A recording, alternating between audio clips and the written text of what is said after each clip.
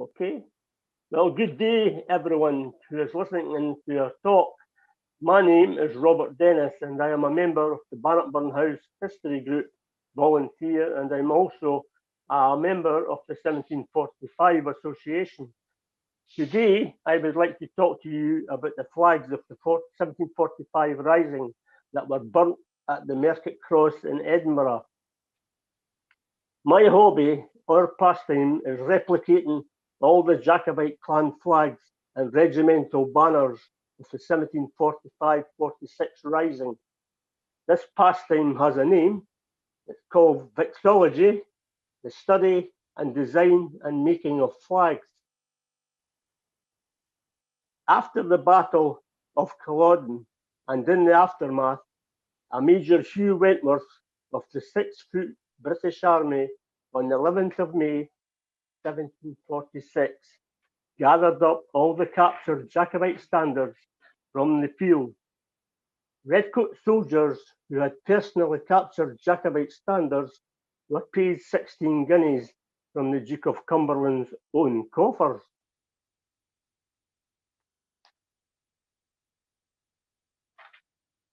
Flags that were burnt by the public hangman John Dalgleish on Wednesday, the 4th of June 1746. There was 14 Jacobite colours were reported to have been captured at Culloden. And descriptions survive on a receipt given for them by a Major Hugh Wentworth of the 6-foot on the 11th of May 1746. These flags were carried in a procession by chimney sweeps and low-life members of Edinburgh to the Market Cross. A senior herald read out the proclamation that these scraps of silk and braids be burnt by the public hangman by order of His Royal Highness the Duke of Cumberland, known to us as the Butcher. One was burnt at the Market Cross in Glasgow, are reported to be that colour carried by MacDonald of Keppoch. Do we get the first slide? The slide that now on show is MacDonald of Keppoch's battle flag. This was burnt at the Market Cross in Glasgow, separately from the Edinburgh one. And I'll tell you a story about the MacDonald. MacDonald of Keppoch's regiment was a small regiment with sometimes unsavoury reputation for plundering and worse, commanded by Alexander MacDonald of Keppoch, serving throughout the campaign. Its strength averaged about 200 men, but these included the MacDonalds of Glencoe, the McKinnons, and even some MacGregors, as well as Keppoch's own clansmen. Keppoch was killed at Culloden, and the remains of the regiment were probably disbanded at Fort Augustus on the 18th of April 1746.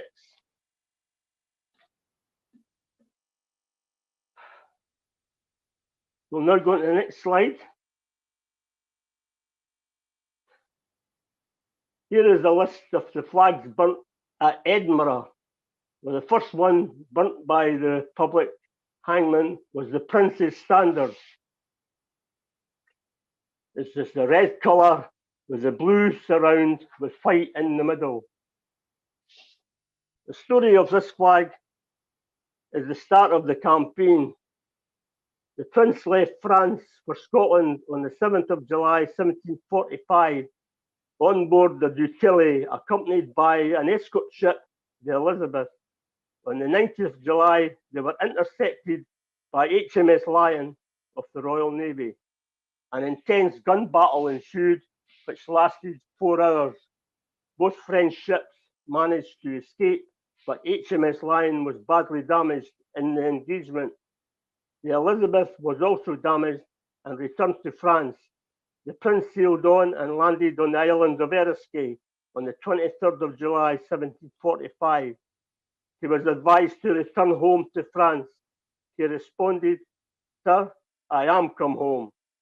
On the 19th of August, the Prince's standard was raised at Glenfinnan. The next slide.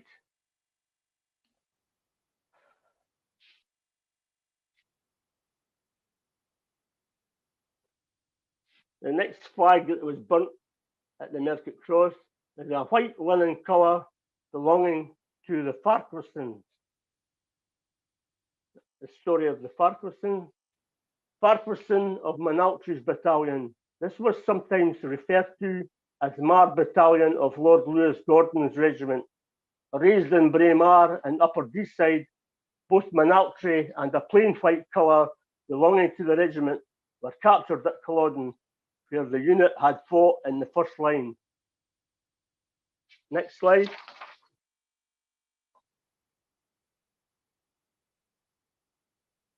The next one up is a white linen colour with the motto Ferris Furio, Chisholms of Strathglass. Chisholms of Strathglass, this very small unit, effectively an independent company of no more than 80 strong, was led by Roderick Chisholm. Surprisingly, it did not join the Jacobite army till March 1746, and then reputedly suffered very heavy losses at Culloden. Next slide.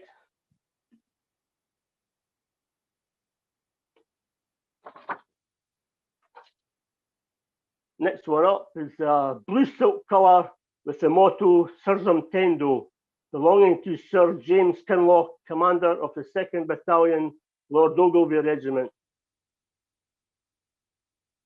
Next slide. Next up is a white silk colour with the Stuart arms and motto God Save the King, probably carried by Lord Kilmarnock's Foot Guards. This was a composite regiment formed in March 1746 by combining the then dismounted Lord Kilmarnock's horse and Lord Sligo's horse with James Crichton of Auchingill's regiment, and adding some new recruits from Aberdeenshire forced out by Kilmarnock's formidable mother-in-law, Lady Errol. Chevalier Johnson and Lord Elcho stated that the Foot Guards were over 200 strong at Culloden. A magnificent colour bearing the Stuart arms was certainly carried by this regiment. Next slide.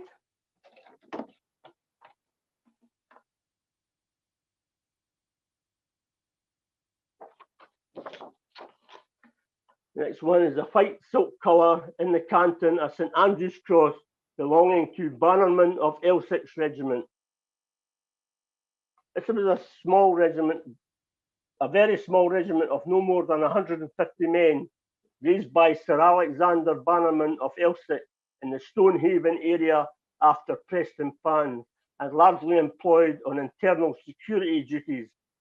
Finlayson's map of Culloden shows the regiment standing to the left rear of the army near King's Stables, but is more likely that it was absorbed into Lord Kilmarnock's Foot Guards sometime in March 1746.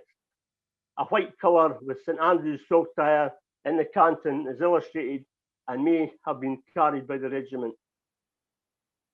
Next slide.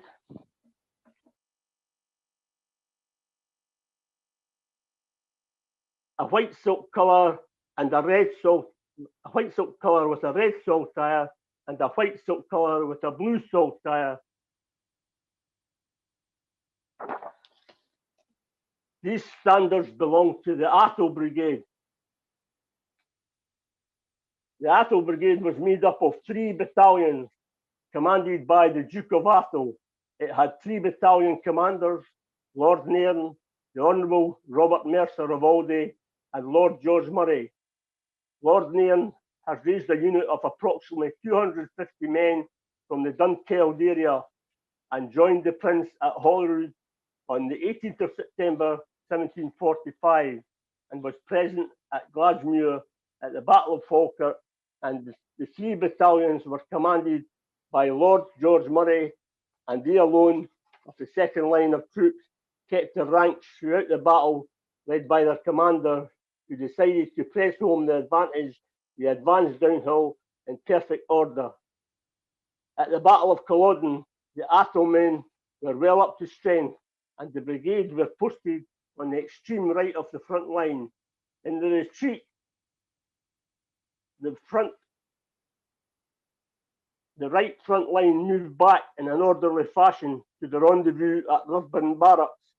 Both Mingus of Sheehan and Mercer of Aldie were killed at Culloden. Lord George Murray escaped and died in Holland in 1780. Next slide.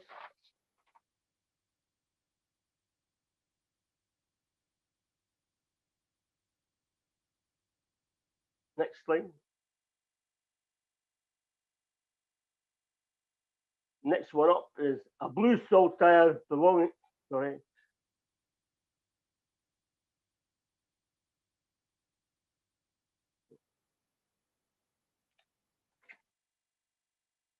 It's a blue colour belonging to Lord Lovat's regiment.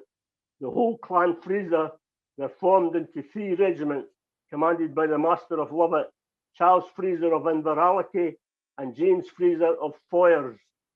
The latter certainly commanded the force that unsuccessfully attacked Culloden House on the 27th of October 1745, which was eventually taken over by the elder Lord Lovat's son, the Master of Lovat. About 300 men fought at Falkirk, and Inveralities had the same deployed at Culloden. The Master of Lovat's battalion missed taking part in the battle by a matter of hours, and a blue colour bearing the Lovat arms was captured at Culloden.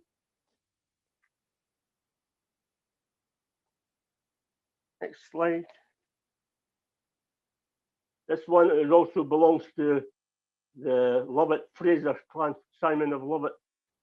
According to an eyewitness at Simon Fraser's trial, there was 2 blue colours on the camp followers. Next slide.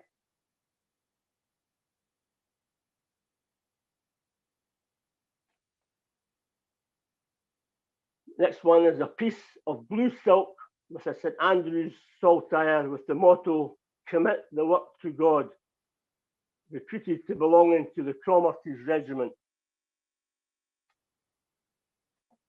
The Earl of Cromarty's regiment, although raised in the Northern Highlands after Preston Pans by George Mackenzie, Earl of Cromarty, and his son, John Mackenzie, the Lord Mackenzie, this clan was very substantially made up of the Mackenzie clan.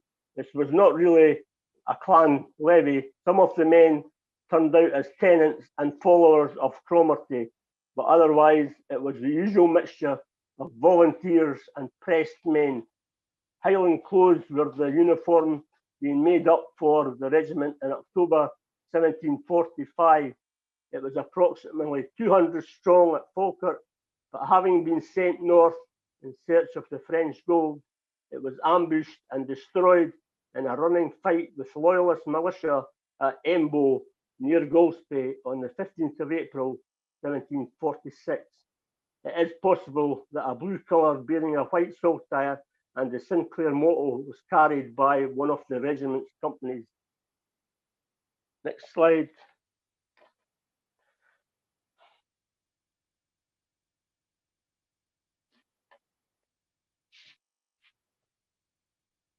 That was the flags that were reputed to have been burnt at the Mercat Cross. We now go on to the 7 colours that are still in existence that were carried onto the battlefield. These flags were saved from being captured. They were the 2 Cameron battle flags, now in a private collection at Achnacarry House. This one shown is the Cameron flag, and the other one slide will be the battle flag. The Cameron of Lochiel regiment, effectively the first to be raised, this was always one of the strongest Jacobite units and generally regarded as an elite, although very badly armed. Donald Cameron of Lochiel brought some 750 men to the gathering at Glenfinnan on the 19th of August, but 150 of them were subsequently sent home because they were unarmed, and stragglers reduced the regiment to about 500 at Preston Pans. While the army was in England, Ludovic Cameron of Torcastle levied out a further 300 men for the regiment, which still appears to have been 700 strong at Culloden. Although suffering heavy losses there, it was not disbanded until 27th of May 1746. Two colours are known and illustrated, one being a simple red and yellow striped banner, and the other a red banner bearing the arms of Cameron called the Ruddy Banner. Both are reputed to be in a private collection of Cameron of Lochiel. Next slide.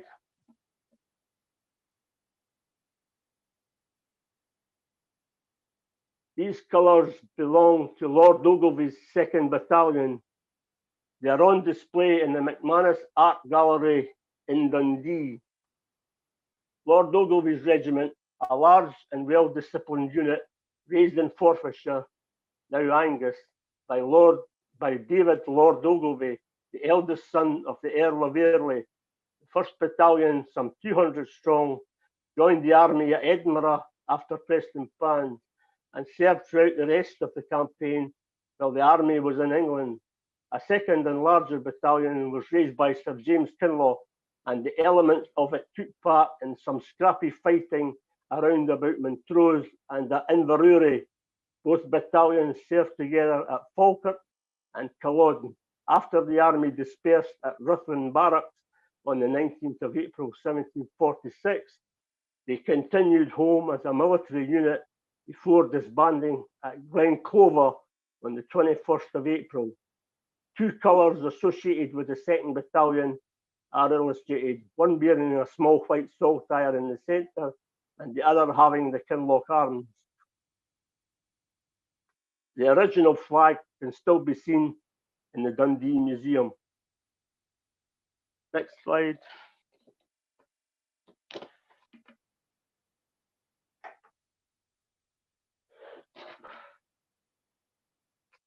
So this flag is quite a famous flag. It's the Appin Stuart Standard, and it is on display in the National Museum in Edinburgh.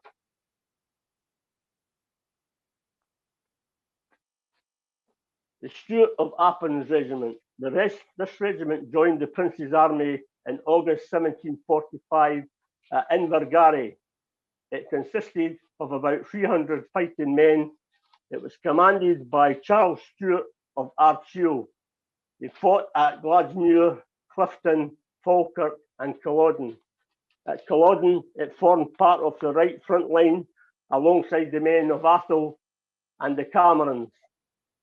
When the charge came, they managed to reach the Hanoverian front line, but had to retreat under superior musket volleys from Barrow's regiment.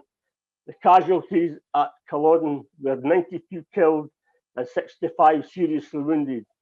The Appin Standard was carried onto the field by Dugald Stewart, one of the Ardshiel family. He was killed in the Highland charge. Thereafter, successive bearers were shot down upholding the banner. When the retreat began, a certain Donald Livingston, Domel Mollach, or Harry Donald, turned back under fire and rescued the banner. It thus escaped the fate of many other captured banners on that day.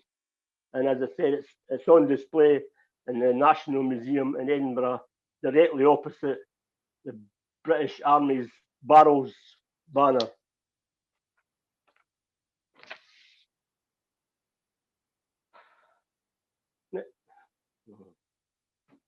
This banner belongs to John Gordon of Glenbucket. It's reputed to be in a private collection. John Gordon of Glenbucket, raised from all parts of the Duke of Gordon's estate, mostly drawn from Strathdon and Glenlivet and Stratbogie. His son-in-law, as Mr. Forbes of Skeletor, Lieutenant Colonel George Forbes, also brought him some of his core from Strathdon, a country belonging mostly to gentlemen of that name, formerly vassals of the Earl of Mar, now of Lord Bracknell. Although taking part in the march to Derby, the regiment was not present at Falkirk, being assigned instead to blockade Stirling Castle, but it was at Culloden and later probably disbanded at Ruthven Barracks on the 18th of April 1746. A white colour bearing the ducal arms survives. These colours were also carried by Glenbucket at Sheriffmuir in 1715 when he was Lieutenant Colonel of the Marquis of Huntly's regiment.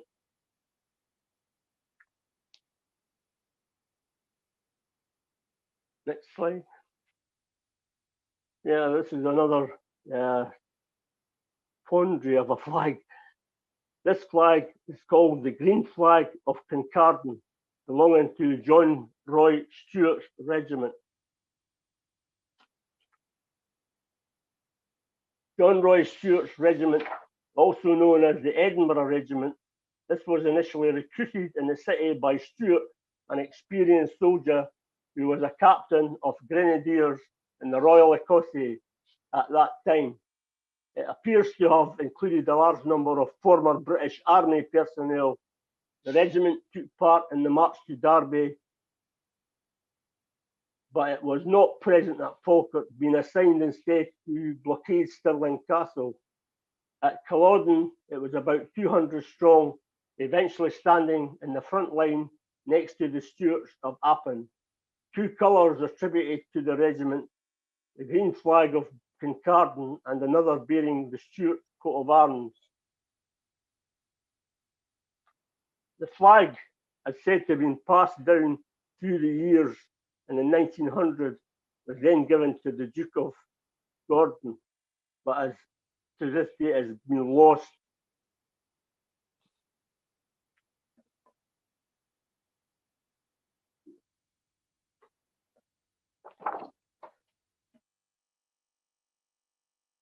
This flag is known as Colonel Anne McIntosh's regiment of the Clan Chatton Regiment. It's another one that has been lost to us, so it's still to be found. If anybody can find it and are looking for it, it'd be well worth finding.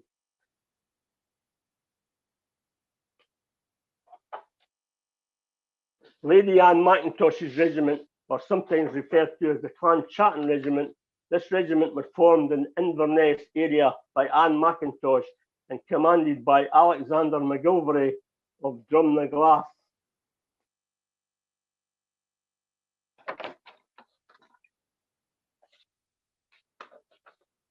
"300 strong at Falkirk and about 350 strong at Culloden.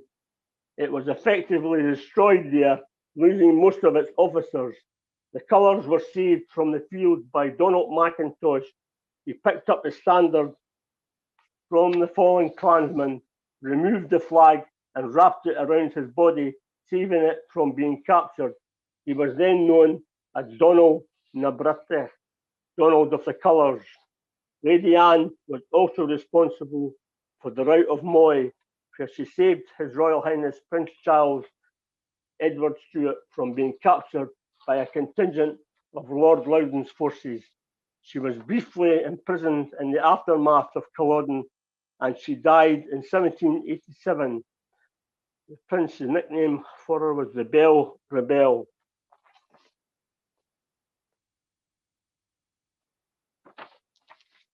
Next slide.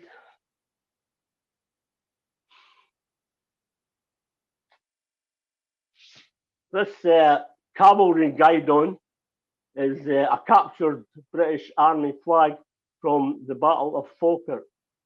It belonged to Gardner's 13 Dragoons. It was captured by the Prince's Life Guards. The Prince's Life Guards were consisted, Prince Charles Edward Stuart had a mounted life guard from the very beginning of his stay in Scotland, but it was not properly formed until the army was at Edinburgh. It numbered around 160 officers, gentlemen and servants, all wearing blue coats with red facings. Like most Jacobite cavalry units, it was comprised of two troops, one commanded by Lord Elcho and the other commanded by the Honourable Arthur Elphinstone, who succeeded his elder brother as Lord Ballinamore on the 5th of January 1746. Elcho's was the larger of the two troops and was 30 strong at Culloden. That is another banner that is was lost in the aftermath of Culloden.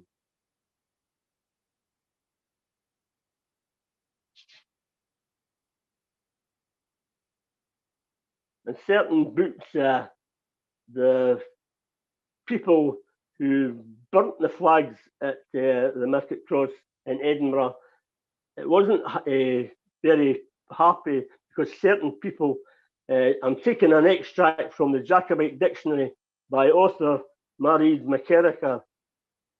She tells a story that at this time in London, the Chelsea pensioners of that time were furious and protested at the burnings, wishing that the captured colours had been lodged in the Great Hall beside the French colours of the Marlborough Wars. The information for most of these flags comes from military magazines. One military magazine tells a bit about them. It was a discussion about the list of burnt colours and other Jacobite flags. It appears in the Military Illustrated magazine, number 38, 1991, pages 39 to 45. And other titles of note from the information given is no quarter given the muster roll of Prince Charles Edward Stuart's army, 1745 to 46, the Scottish Jacobite Army, 1745 to 46, and the Culloden, the Highland Clan's Last Charge, Osprey publication, the author Peter Harrington, and information from clan societies online. Well, thanks very much, ladies and gentlemen. These replicated Jacobite colours can be seen here at Bannockburn House when the COVID-19 restrictions are lifted. Thank you very much.